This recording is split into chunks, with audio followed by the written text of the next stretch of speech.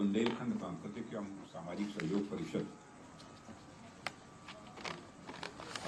के संरक्षक श्री ज्ञानंद जी शर्मा, श्री देवकी नंदन शान जी, श्रीमती पुष्पलता जी अग्रवाल और श्री अनिल जी अग्रवाल, श्री बनारसी राव जी, श्री मथुरा जी पैश, श्री महेंद्र कुमार जी तिवारी, महेंद्र अवस्थी जी, कैलाश जैन, श्री राखी अग्रवाल, श्रीमती राखी अग्रवाल, श्रीमती नम्रता अग्रवाल और पूर्व महापौर श्रीमती संयुक्ता जी भाटिया, क्षीराध्यक्ष भाजपा श्री आनंद द्विवेदी, सदस्य विधान परिषद श्री मुकेश जी शर्मा, श्री दिवाकर जी त्रिपाठी, श्री शिव शंकर जी अवस्थी, श्री राघवेंद्र जी शुक्ला और यहाँ मौजूद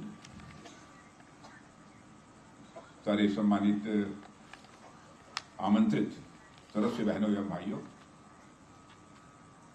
प्रिय बच्चों, सचमुच मेरी दृष्टि से यह कार्यक्रम तो बहुत ही अनूठा है। जो मुझे यह बतलाया गया कि बुंदेली दशहरा मिलन का कार्यक्रम हो रहा है, मैं तो पहले समझ ही नहीं पाया। होली मिलन का नाम सुना था, दीपावली मिलन का नाम सुना था, दशहरा मेला का नाम सुना था, लेकिन पहली बार मैंने बुंदेली दशहरा मिलन के कार्यक्रम में यहां पर शिरकत करने का मुझे अवसर प्राप्त हुआ है। और 24 अक्टूबर को तो आप जानते हैं सारे देश में दशहरा बहुत ही उल्लास के साथ मनाया गया। और दशहरे और दीपावली के बीच जो 20 दिन का जो अंतर होता है, उस अंतर के दौरान भी लोग काफी उत्सव भी मनाते हैं, उल्लास के साथ मनाते हैं। और दशहरे का जहां तक प्रश्न है, आप सब जानते हैं कि राम ने रावण का वध किया था और ठीक 20 दिन के बाद दीपावली के अवसर पर अयोध्या जब वो पहुंचे थे, किस तरीके से अयोध्या दुल्हन की तरह सजाई गई, इस प्रसंग को भी आप निश्चित रूप से पढ़ते होंगे। रामायण काल में अयोध्या और अवध से शुरू हुई यह दीपोत्सव की परंपरा सारे देश में तो चल ही रही है, लेकिन मुझे खुशी होती है कि जब मैं विदेशों में जाता हूं तो वहां पर भी रहने वाले भारतीय इस दीपावली का कार्यक्रम वो करते हैं, संपन्न करते हैं अपने। यह हम सबके लिए हर्ष का विषय है। और लखनऊ का यह क्षेत्र यहाँ की अवध संस्कृति का प्रतीक है और खुलेपन, उदारता और जोड़ने की संस्कृति भगवान के राम के समय से ही इस अवध क्षेत्र में फलती फूलती रही है। इसे भी हम सब अच्छी तरह जानते हैं। वैसे तो ये भगवान लक्ष्मण की नगरी के रूप में भी हम सब इसे जानते हैं। और जहां तक बुंदेलखंड का सवाल है तो उसका अपना एक इतिहास है और वीरता और उदारता की संस्कृति के रूप में बुंदेलखंड को जाना जाता है। यह सब भी हम सभी अच्छी तरह जानते हैं। लेकिन आपका संगठन लखनऊ में अपने बुंदेली संस्कृत के रंग बिखेर रहा है, यह जानकर मुझे बेहद खुशी हुई है और इसके लिए मैं इस संगठन को अपनी तरफ से हार्दिक बधाई देता हूं। मुझे बताया गया कि वर्षा के लाला हरदौल के चरित्र के ऊपर यहां पर मंचन होगा। सच्चाई है कि मैं इसके पहले नहीं जानता था, लेकिन कम से कम यहां आने पर या इस कार्यक्रम की सूचना जब मुझे प्राप्त हुई तो कम से कम मुझे ये जानकारी हो गई है। और बुंदेली संस्कृति का जहां तक प्रश्न है, बुंदेली संस्कृति में हर शुभ काम में लाला हरदौल का अवश्य स्मरण किया जाता है, इस बात की भी मुझे जानकारी दी गई है। और उनके जीवन चरित्र पर नाटक का मंचन मैं मानता हूं निश्चित ही लखनऊ वासियों को बुंदेली संस्कृति और परंपरा से परिचित कराएगा।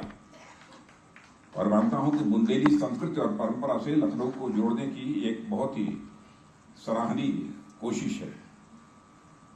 वैसे पहले तो बुंदेलखंड के बारे में सारे देश में धारणा बनी हुई थी कि बुंदेलखंड तो बहुत पिछड़ा हुआ क्षेत्र है, लेकिन आज मैं देखता हूं कि बुंदेलखंड की तस्वीर बड़ी तेजी के साथ बदली है। इसे सभी स्वीकार करेंगे।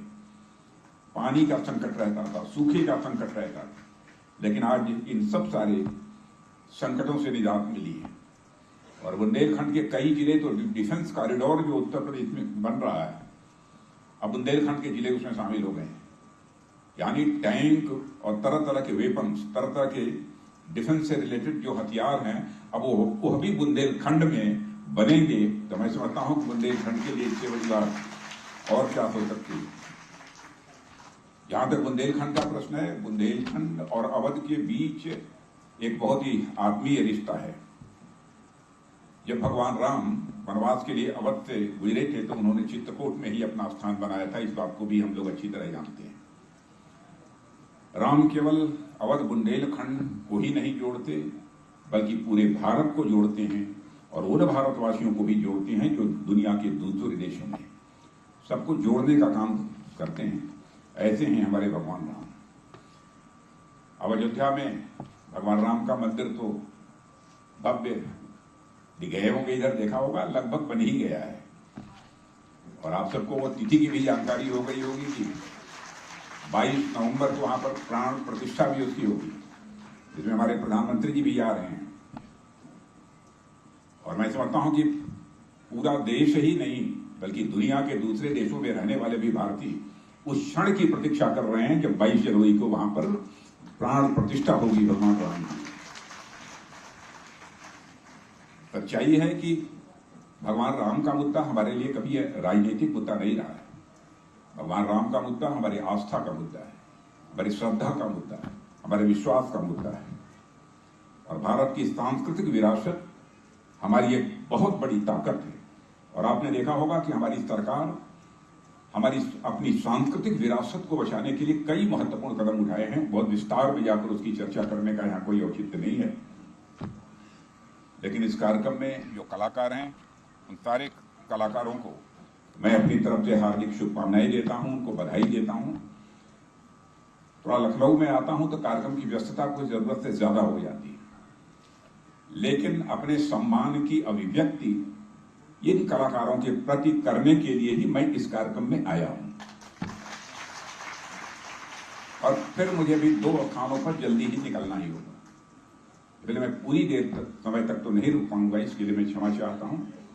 पुनः कलाकारों को और साथ ही श्रीमती पुष्पलता अग्रवाल जी, अनिल जी, इन सभी लोगों को धन्यवाद देते हुए और आप सभी का स्वागत और अभिनंदन करते हुए, सारे कलाकारों को भी शुभकामनाएं देते हुए अपना निवेदन समाप्त करता हूं। आप सबको बहुत बहुत धन्यवाद।